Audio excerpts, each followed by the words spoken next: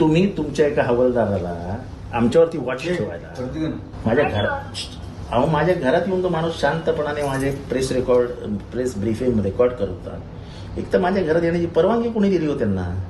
आणि कशाला हे करता? आमच्यावर वॉच कशाला ठेवता? आम्ही काय चोर दरोडेखोर?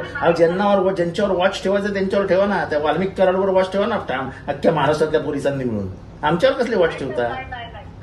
अहो पकडले गेले ना ते तसे नाही काय, माझ्या घरात माणूस उभा आहे, माझ्या पोलिसांनी पकडला त्याला की तू काय करतो इथे, असं हे काय चालू आहे म्हणजे काय? आणि मी यांना सोडणार नाही. तुमचा जोपर्यंत सिनियर डीसीपी येत नाही एसबीचा, तोपर्यंत यांना मी सोडणार नाही.